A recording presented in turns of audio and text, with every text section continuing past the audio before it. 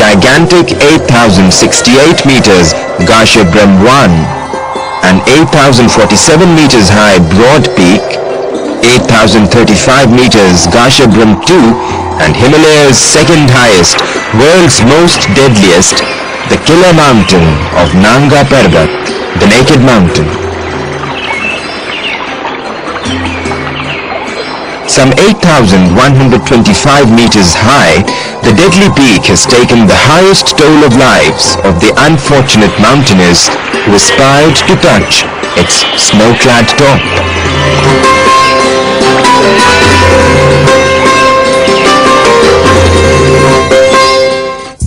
So was the earnest desire of Thomas Humer, the renowned Slovenian mountaineer who again dared the devil in 2005, having failed in a previous attempt 2 years earlier. Opting for a difficult but a shorter route to the peak, Humer started scaling the mountain from the Rupal face. Halfway to his target, Humer was caught in a horrifying snow blizzard and an avalanche forced him on a ledge. Thomas was to remain stranded here for almost a week, braving the freezing cold, constant flow of terrifying avalanches, and imminent death. The message was immediately passed on to the Pakistan army stationed in the area in view of the Siachen conflict with neighboring India and the only available agency to possess such kind of daring expertise. A rescue mission involving 2 Lama helicopters and 4 highly skilled officers from the Army Aviation was dispatched.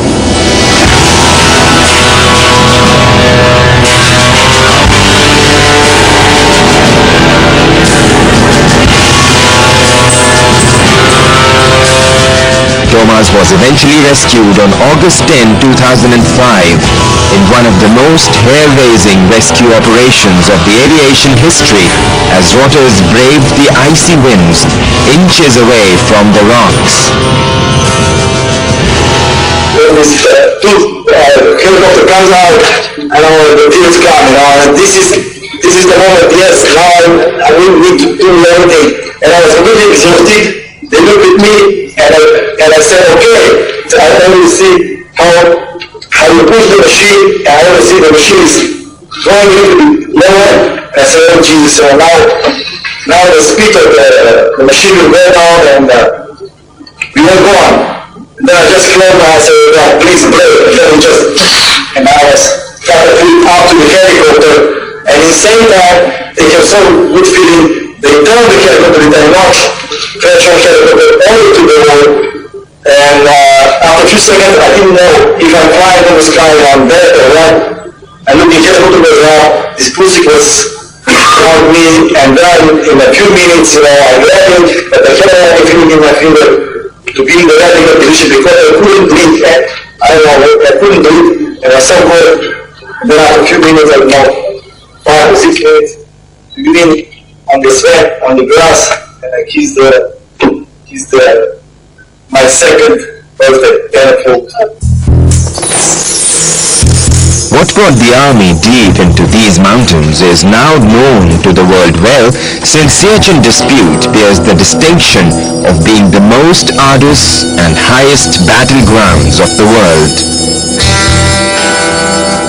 On April 14, 1984, in a sudden and surprise move, the Indian troops occupied the 78-kilometer-long territory belonging to Pakistan. This was a blatant violation of Karachi and Simla agreements signed between the two countries. Pakistan's legitimate claim is further substantiated by the fact that prior to 1984, all foreign mountaineering expeditions routed through Pakistan.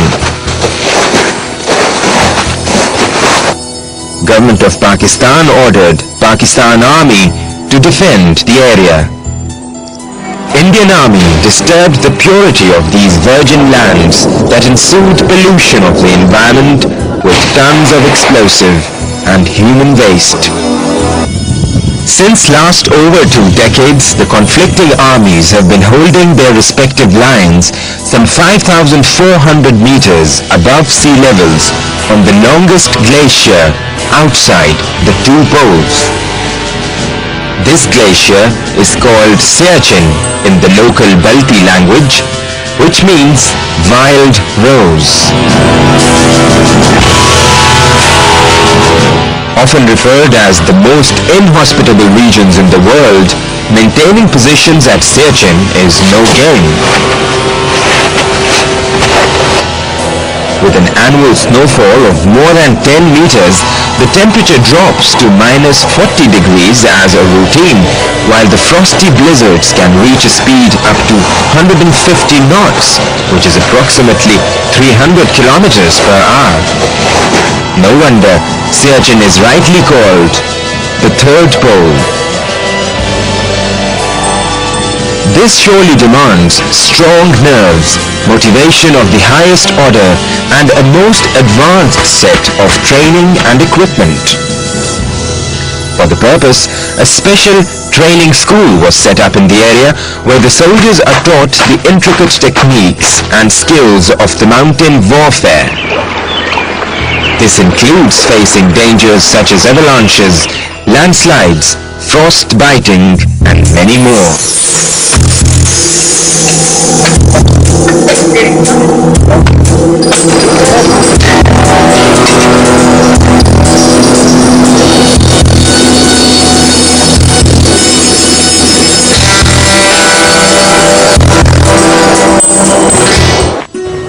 Braving the worst weather conditions, the Pakistan Army has brought a sea of change in the area.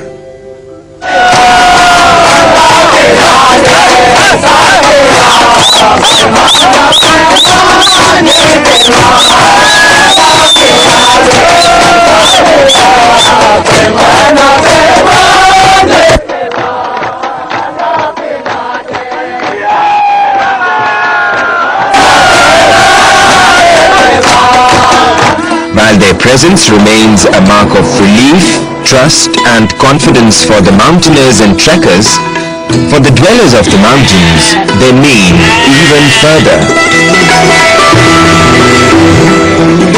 Numerous schools now can be seen working under the men in uniform as officers and soldiers, spreading the words of wisdom and knowledge to the children of the mountains.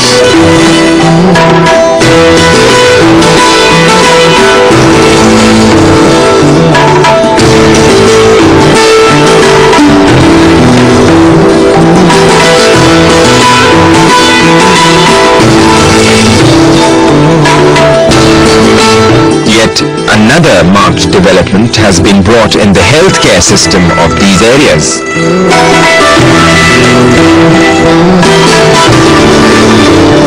With the presence of Army's Medical Corps field hospitals, the villagers can easily get themselves cured for illnesses that had long remained the cause of frequent deaths in the region. Free medical camps are regularly held where scores of patients are treated with respect and dignity.